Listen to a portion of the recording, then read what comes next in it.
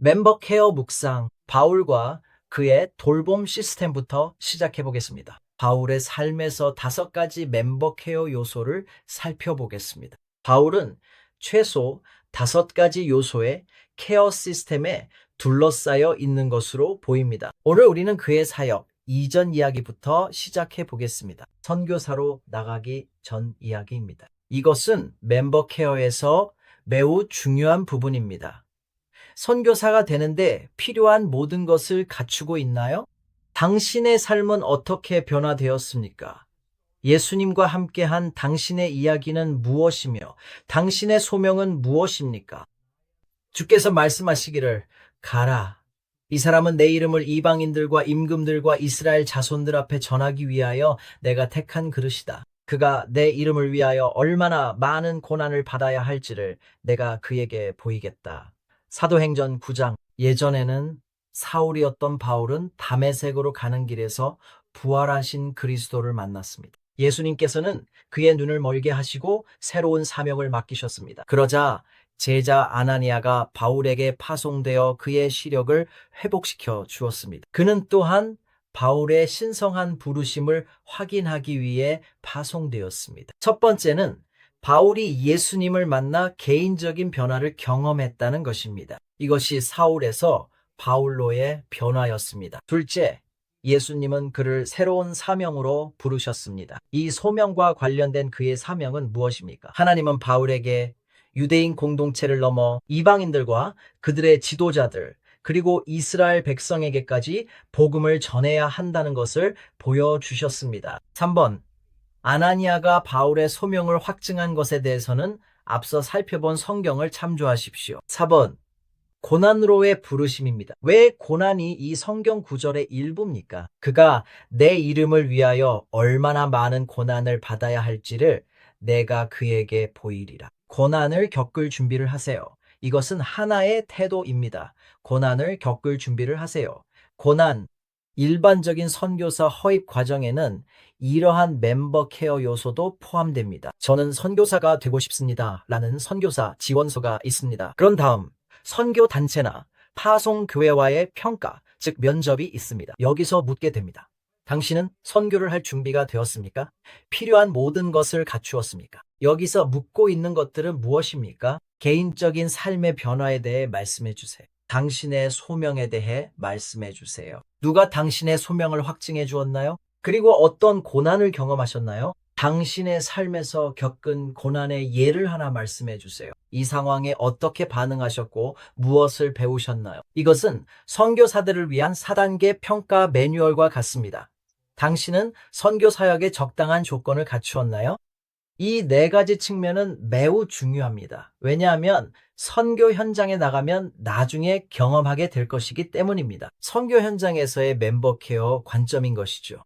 그것도 일부이긴 하지만 돌이켜보면 그렇습니다. 그것은 선교 현장에 있으면서 겪는 고통, 투쟁, 고난에서 시작됩니다. 이제 질문은 선교 현장에서 겪는 고통을 어떻게 처리하느냐는 것입니다. 고통을 어떻게 처리하시나요?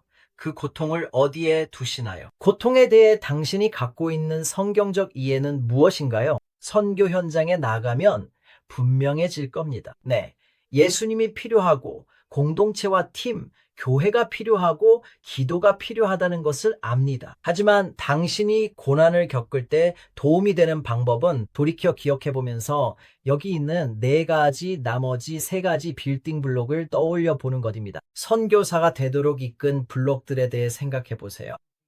예수님과 함께한 개인적인 삶의 변화에 대해 말씀해 주세요. 예수님을 어떻게 만났고 그분이 당신 삶을 어떻게 바꾸셨는지, 소명은 무엇이며 선교사로 이끈 계기는 무엇인지, 그리고 예수님께서 어떻게 부르셨고 소명을 확증받았는지 말씀해 주세요. 당신의 소명을 확증해 준 아나니아에 대해 말씀해 주세요. 그리고 이제 당신의 삶에서 겪었던 고난의 경험에 대해 말씀해 주세요. 딱 하나여도 좋습니다. 단 하나의 경험이지만 과거의 어려움을 어떻게 극복하셨나요? 오늘 그 경험에서 무엇을 배웠나요? 4가지 빌딩 블록이 있습니다. 4번째, 빌딩 블록인 고통은 홀로 서 있지 않습니다. 먼저 여러분이 변화된 이야기, 여러분의 소명 확신 고통의 경험 차례로 세워져 있습니다. 홀로 서 있지 않습니다. 이것이 바로 성경 구절이 우리에게 말하는 것입니다. 그럼 여기서 어떻게 적용할 수 있을까요? 저는 선교사로서 삶에서 깊은 고통, 실존적 고통의 여러 단계를 겪었습니다. 요한복음 10장 10절에 이렇게 설명되어 있습니다. 도적이 오는 것은 도적질하고 죽이고 멸망시키려는 것뿐이요. 정말 잔인합니다. 누구도 이런 경험을 하지 않았으면 합니다. 가장 어두운 곳, 가장 깊은 밤으로 저를 이끌었던 경험들, 그곳에서는 하나님도 찾을 수 없는 것 같았습니다. 멤버 케어에서 우리는 이런 경험을 하는 선교사들을 만납니다. 길을 잃고 방향도 잃고 사랑도 믿음도 희망도 없이 말입니다. 고립되고 버림받았다는 느낌 등등. 그리고 나서 우리가 이런 상황 가운데 있는 선교사들과 이야기할 때 부드럽고 따뜻하게 그들을 처음 자리로 초청할 수 있습니다. 당신의 삶이 어떻게 바뀌었는지 개인적인 이야기를 들려주세요. 당신의 소명을 말씀해 주세요. 하나님께서 당신을 어떻게 부르셨습니까? 누가 당신의 소명을 확증해 주었습니까? 이전에 겪었던 고통스러운 경험과 어떻게 극복했는지 말씀해 주세요. 빌딩 블록 1, 빌딩 블록 2, 빌딩 블록 3. 그리고 지금 당신은 현재 고통 속에 있습니다. 이것을 네 가지 빌딩 블록 모두의 관점에서 생각해 보세요. 저도 이런 일을 여러 번 해봤습니다. 특히 이처럼 어려움과 고난의 시기에 저는 제 삶의 빌딩 블록을 돌아봅니다. 현재 제가 겪고 있는 고난을 제 변화의 맥락에서 살펴보고 예수님을 만났을 때 경험했던 변화와 하나님께서 제 삶에 주신 부르심, 그리고 하나님께서 제 삶에 불러오신 아나니아를 생각해 봅니다. 그렇다면 이것이 당신과 저에게 어떤 적용이 될까요? 네 가지 빌딩 블록을 생각해 보고 일기나 종이에 그려보세요. 그리고 각 빌딩 블록 옆에 몇 문장을 적어보세요.